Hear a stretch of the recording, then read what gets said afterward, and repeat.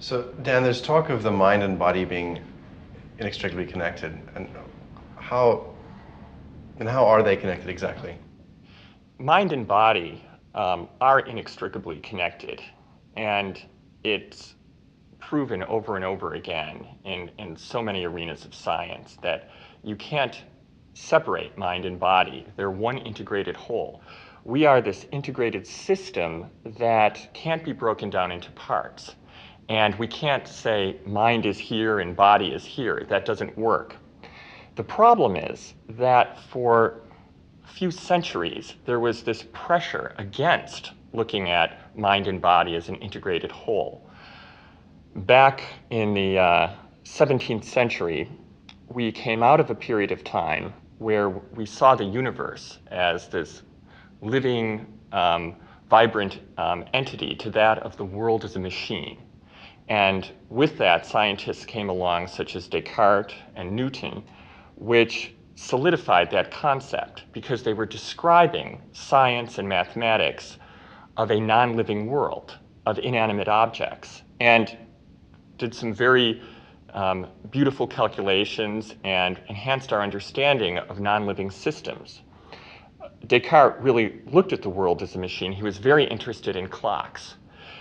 The problem is they applied this model of a clock or a wind-up toy soldier to living systems as if we understood the parts, the different components of the system well enough, we would understand how the system works, as in a clock. The problem is we're not a machine at all, or a clock at all, or a toy soldier.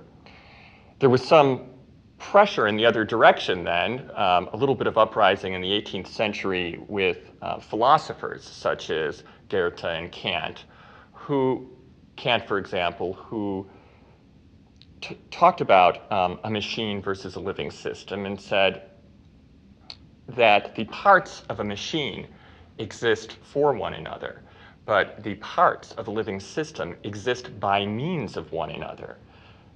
Really, the original thoughts about a living system being self-making. But in the 19th century, the pendulum pushed even further in this mechanistic way of looking at the world. And by mechanistic way, again, we're talking about a reductionistic way of looking at living systems where if we understand the parts, if we keep going smaller and smaller and separating the parts from the system and looking at components, then we'll understand how the whole works, which got perpetuated in the 19th century with the discovery of the microscope, Virchow. And then we had the germ theory of disease, which Pasteur helped with. And again, we're looking at then smaller and smaller ways of understanding the bigger living system. So looking smaller and smaller at cells to understand the whole system, looking at a germ in terms of why does illness occur, and really setting aside what's going on in this system. The reality is that the germ is only part of the problem when somebody becomes infected. What about the state of the host, the person, or the animal, or whatever living system gets infected by the virus or the bacteria? Why if we were to go outside and 10 of us breathe in the same bacteria that's floating around, 1 or 2 of us might only become ill with that particular pathogen, whatever it might be. And the idea of looking at what's going on in the system, what's going on in the larger whole, got set aside again to keep looking at smaller and smaller parts, which perpetuated this idea that mind is a part, all of the different parts of the body are parts, and looking at things in this very reductionistic kind of way. Yeah, in the 20th century, there was a dawn of a new biology that helped us to understand that the system and the larger whole, and understanding the interrelationships between the components in the system, were the most important thing to consider. For example, Driesch did the famous sea urchin experiment, where at the two-cell embryonic stage, the two-cell embryonic stage where there's only two cells to this developing sea urchin. He destroyed one of them. What he found was that you didn't get half of a sea urchin, you got a whole sea urchin. It was a little bit smaller, but the system regenerated itself so that the components of the system were made by other components of the system. No machine can do that. Only a living system can do that. So, Dan, it sounds a little bit like, you're starting to sound a little bit like the physicists we've spoken to, because they're gone down into deeper levels of reality and now finding some kind of implicit order. And it sounds like in your field you're finding the same thing. Do you see a connection between your field and what they're doing right now?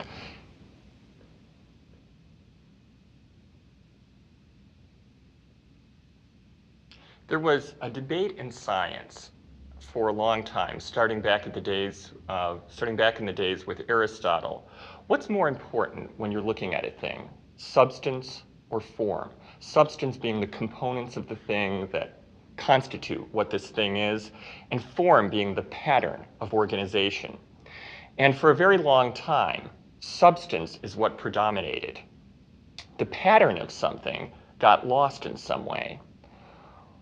What we found is that when we're looking at a living system, the pattern of organization that's going on inside the living system is what's most important, although we also need to understand the components as well. And modern day science has helped us to understand this principle as well. For example, in quantum physics, the smaller and smaller you look at the parts, the less the overall structure matters in a way. When in quantum physics you get down to the atomic and subatomic level, you don't have any things. An electron is not a thing, it's a charge. In quantum physics, what you have is a complex interaction of events, and that you're not left with any things. And that in a whole, at different levels of order, the things that you try to reduce to in a reductionistic kind of way, it doesn't work out. For example, the temperature of a gas doesn't really matter at the subatomic level. The temperature doesn't play any role in what's going on. For example, the taste of sugar is not present in the individual hydrogen, carbon, and oxygen atoms that constitute sugar. At that higher order of level, that higher level of order, you have the taste of sugar. So when you break things down into smaller and smaller parts, what you lose is the organization of the system. And you can't understand the complexity of the system by looking smaller and smaller at its parts. You have to understand the workings of the system, the pattern of the system. So components are important, but the pattern of organization and the levels of order are important as well to understand how a system works. And so in all of the modern sciences, especially when they're applied to the life sciences, you can't understand the workings of the whole, the larger organism, by breaking it down into smaller and smaller components.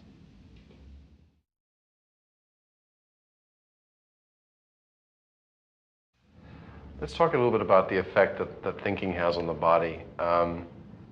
It's been said that disease is often psychosomatic. Is that the case? People often talk about things being psychosomatic, so to speak. And of course, when you appreciate that mind and body cannot be disconnected in any way, that mind is just the process of any living system, then we know that mental life is very much a part of physical life. The perfect example of that is pain. Pain has its origins in what we call nociception. There's receiving sites that these receiving sites in the nervous system which go to certain areas of the brain, and then what happens? It's not really pain until there's a mental evaluation of that. So that pain requires an evaluation in mental life.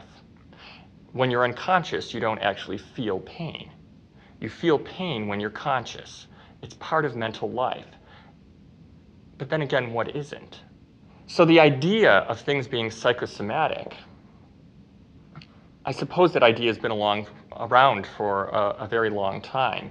And even the founder of modern psychiatry, Sigmund Freud, back in his day was a very accomplished neurologist who translated texts in neurology amongst 3 or 4 different languages, began to really take note and think about some of the things he would observe in his neurology clinic. For example, people who had seemingly impossible neurological findings, like glove anesthesia that didn't follow a particular nerve distribution, which led him to think about this paradigm that perhaps mental life can affect what's going on in the body. And actually, there's been numerous studies and just a wealth of scientific validation that substantiates that what goes on in mental life certainly affects the body. How could it not? Again, seeing the mind-body as an integrated whole. There were studies shortly after Pavlov's studies of conditioning that we could condition an immune response. In fact, I can remember being a university student in the 80s where we conditioned an immune response in mice. Something that was a neutral stimulus, the odor of camphor, could actually change the level of natural killer cells, one of the white blood cell types that most mammals have that ward off infections and viruses and things like that. So the fact that something that we perceive, which mental life certainly could be extended even beyond that, but anything we perceive from the environment is part of mental life. And keeping in mind that perception, cognition is the process of any living system, that all of those things can affect our physiology. How could they not? So what would self-hatred do to the body?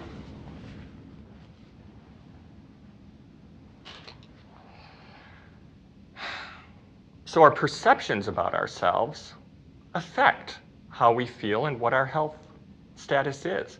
There have been numerous studies to support, for example, that when one is in a state of distress, anxiety, depression, at a point of major life transition, that they're more prone to illness, and that immune function is different, and that white blood cells respond differently, so that what's going on in mental life affects what's going on in physiology, really that mind and body are one and the same, flip sides of the same coin, really has been shown over and over and over again.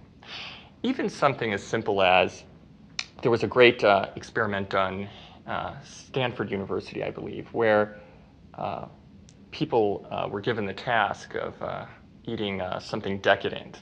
I think it was a piece of chocolate cake, or perhaps they chose what the decadent thing was. And the people who did it with a sense of guilt and shame actually experienced a transient decrease in immune function, whereas those who were able to just enjoy the experience and savor this wonderful whatever that they put in their mouths actually had a surge in immune status. I think they looked at IgA or IgG levels. There you go. Love your food. Okay, let's just go further then. What is, are there any, in the research that you've done, have you seen connections between cancer and certain emotional states? One's emotional state actually affects how one copes with and works through almost any illness state.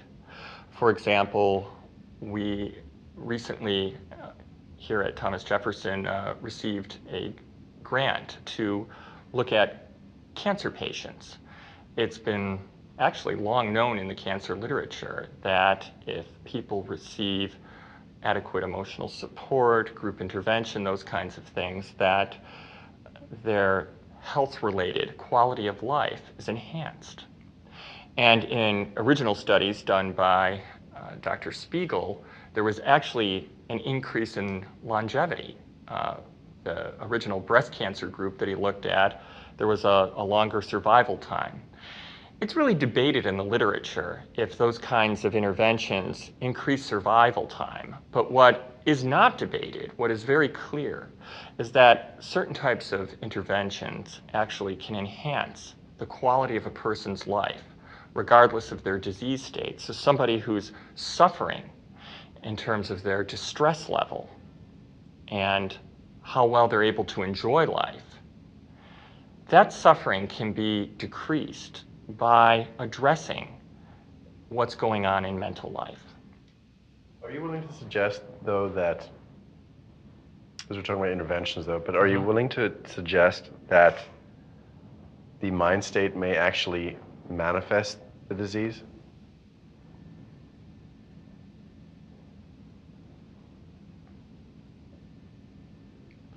You know, it's hard to know to what degree any one part of the system contributes to a particular disease state. Remember, it's a network, and there's all different levels of the network, and not one level is more important than another. So for example, when somebody becomes ill, when somebody gets an infection, or really an illness of any kind, I suppose, it has to do with what's going on in the overall system. How is the system compromised? A system can be compromised from primary immunocompromise, from secondary immunocompromise, such as one's emotional state, one's mental life state. So really, what's going on in the system at any one time, we don't know. But all of those things contribute to illness.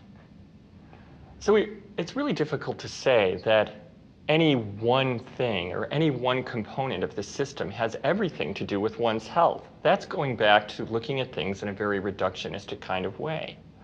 For example, one might be vulnerable to an infection because one is in such a distraught emotional state that their immune system is reacting to that and they're vulnerable. Another person might receive such a huge load of the virus that their immune system just can't overcome it and they go into an illness state. Another person might have a combination of both going on. So it's really hard to know. And how we are in any one given day changes. That's the thing. You know, we're never in equilibrium. We're always in a state of flux and we're always in a state of change, which I guess brings us back to a scientific way of looking at us. That's what makes us different than a Newtonian system or a Cartesian system. Those systems are all about non-living systems close to equilibrium. We're never close to equilibrium. We're always fluctuating in one direction or another. The only time that a living system, that we as a living system are in equilibrium is at the moment of death. And if you look at things that measure or approximate measuring equilibrium, such as heart rate variability, we want high variability. We want to be able to accommodate different situations. Low variability is problematic and suggests that there's actually something wrong. So we're far from equilibrium and we're constantly in a state of change. I sometimes use the analogy or metaphor of a river, a living system like a river. If we were to walk out to the park right now, to one of the little rivers or streams running through and stand in that, and then come back in and the next day go back out to that stream, or 2 weeks later or 2 months later, are we in the same river? Yes and no. The structure of that river we would still call River X. However, the pattern of that river, going back to substance and form, or structure and pattern, other words for it, the pattern of that river is completely different. There might be different life floating around in there than was there before. There might be a growth of certain types of plant life that wasn't there a few weeks ago.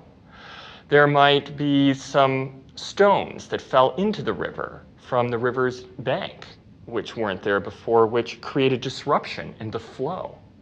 Just like there are things that can happen in a living system that create a disruption of the flow. So all of those things, I think, metaphorically describe what's going on in a living system as well.